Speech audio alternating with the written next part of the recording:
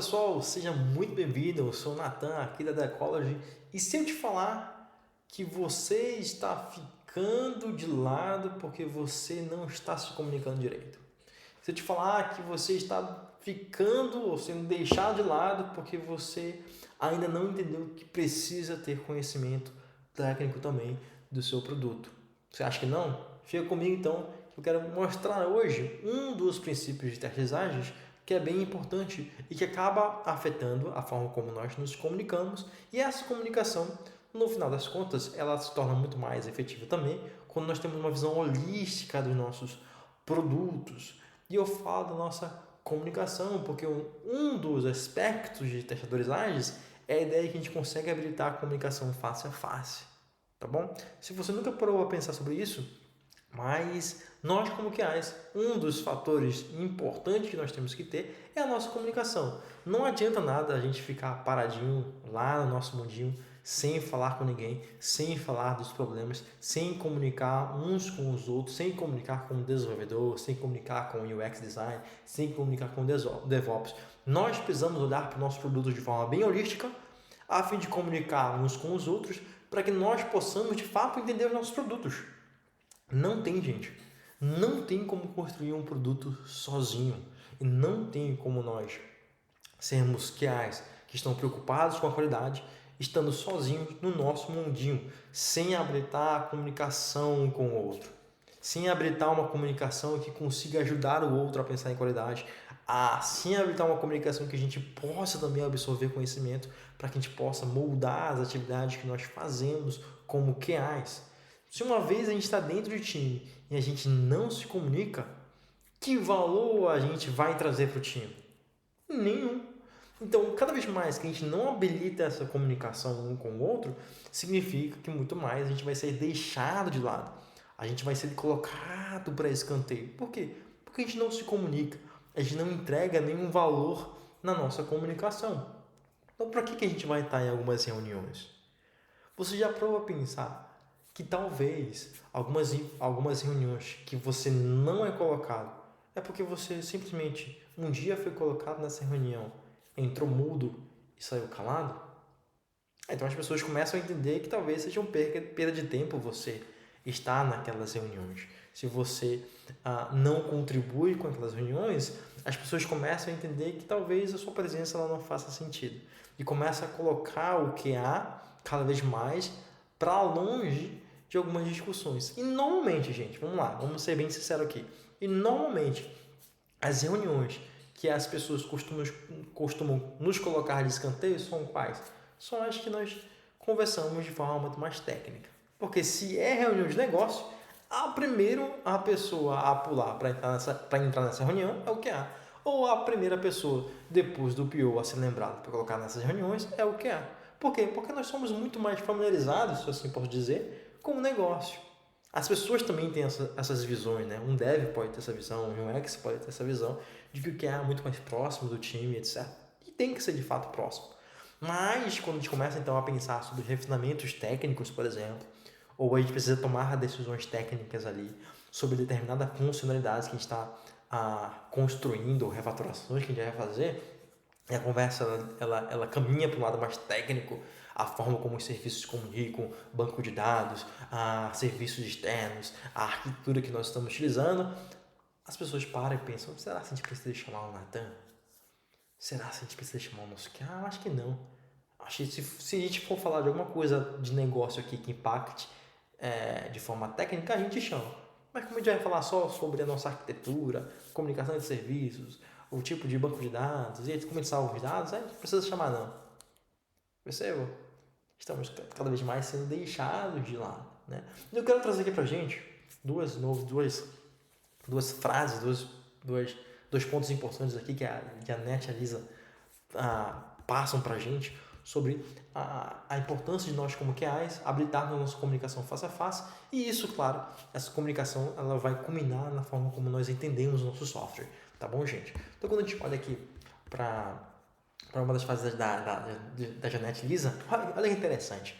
Programadores conversando com o dono do produto, deixando os testadores de fora da discussão. Quem nunca passou por esse cenário, né? Quando a gente descobriu, não, a gente decidiu onde isso? Não, a gente conversou ontem, mas quando? Teve reunião? Teve. Aí quando a gente viu, quando nós vimos, foi uma reunião ali com o PO, junto com os programadores e desenvolvedores, para tratar alguma coisa técnica que estava impactando e tal, e o QA não foi colocado. Putz, fomos deixados de lado. Eu acho que esse é um cenário muito comum que acontece aí dentro da nossa comunidade QA.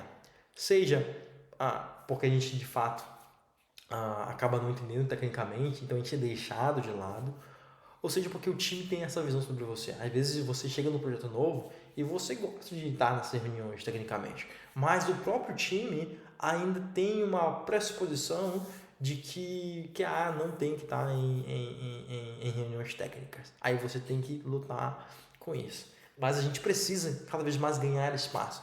Porque, pense só, se as reuniões de respeito ao produto e as decisões vão afetar o produto, logo isso afeta o que? A qualidade.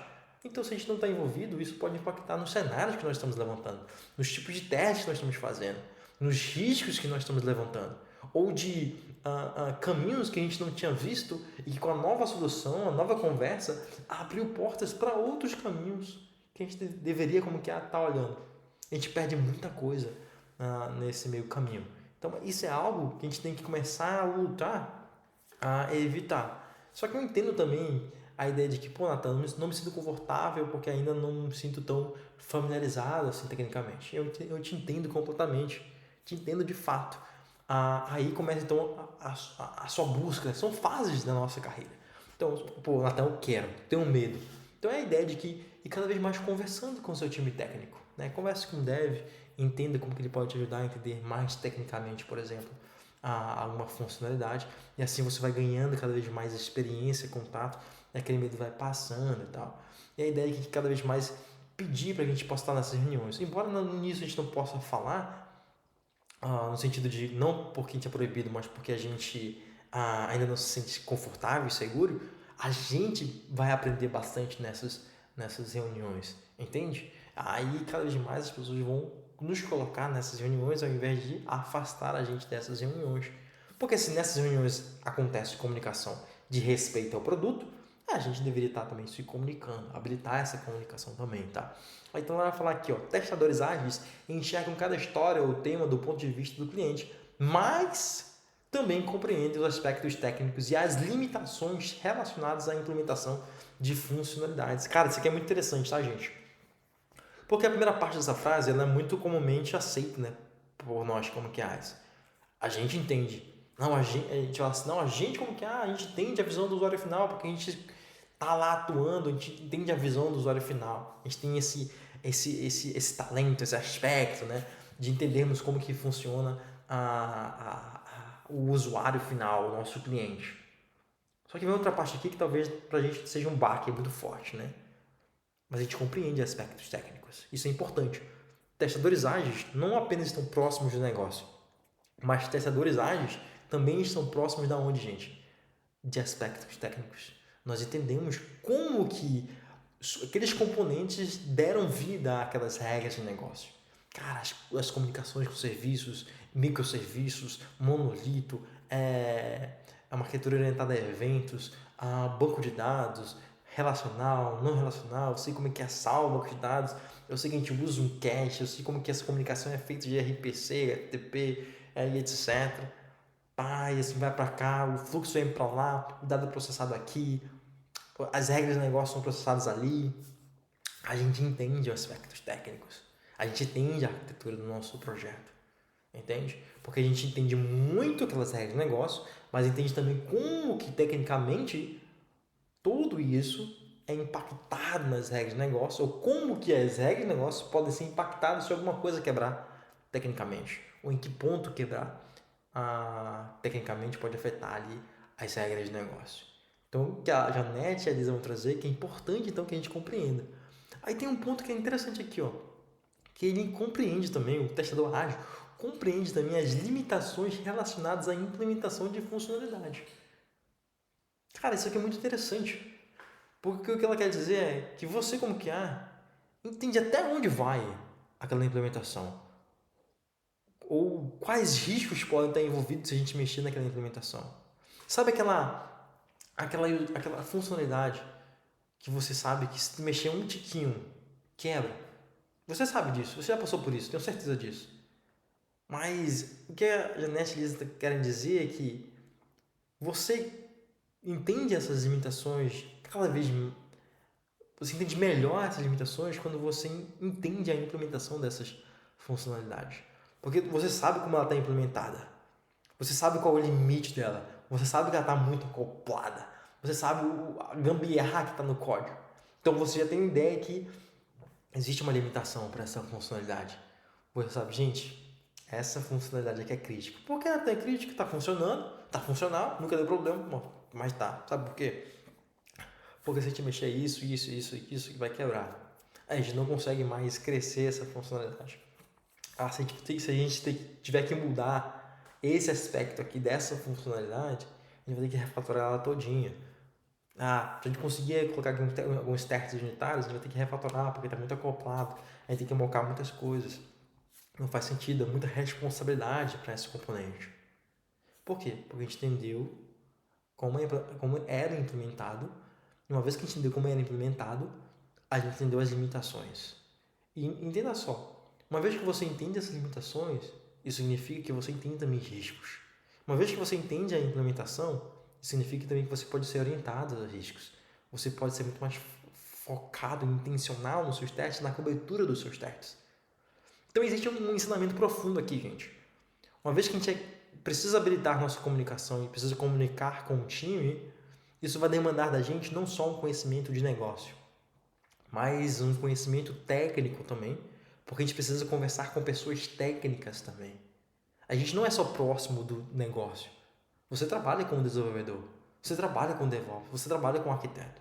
Como que você habilita a comunicação com essas pessoas a respeito de qualidade? Entende? É claro que você vai levar a ponto de vista de negócio, isso é muito importante. Mas será que a gente só para aí? Ou a gente vai além e consegue adentrar nesse mundo e ajudá-los também a pensar em qualidade em termos técnicos? É um ponto a se pensar, beleza? Pessoas de negócio e pessoas de áreas de software frequentemente falam línguas diferentes. Elas precisam encontrar um terreno comum para trabalhar juntas com sucesso. É essa a ideia, cara, a gente dá liga.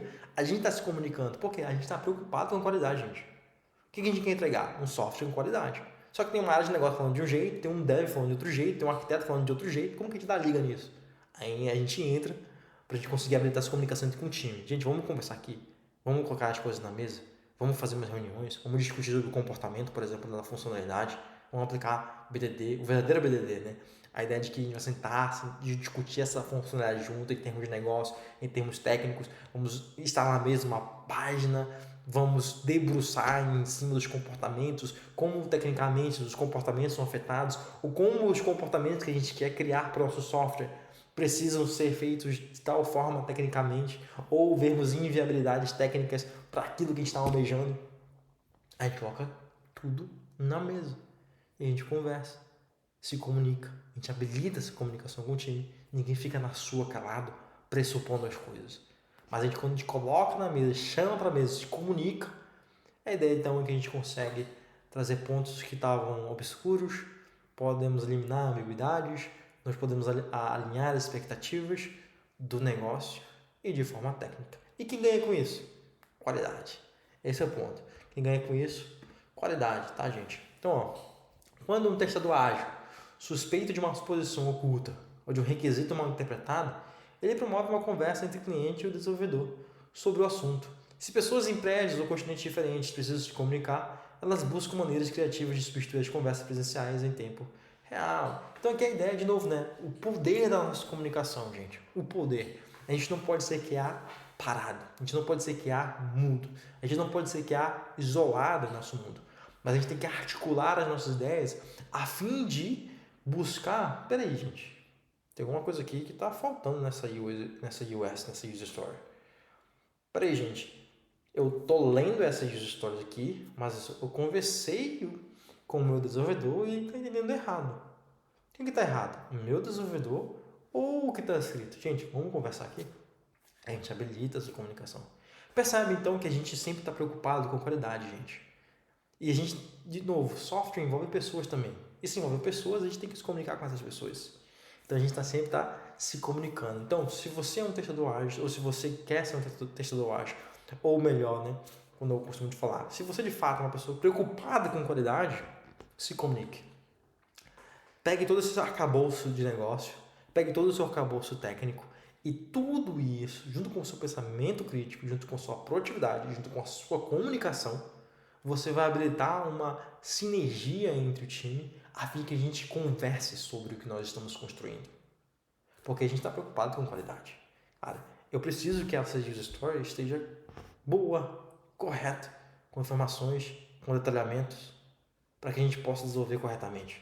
Eu preciso que um desenvolvedor, ou arquiteto, ou DevOps, ou meu time de desenvolvimento consiga olhar para um requisito, por exemplo, e construir do jeito certo. Eles não podem ter dúvidas, eles não podem entender errado.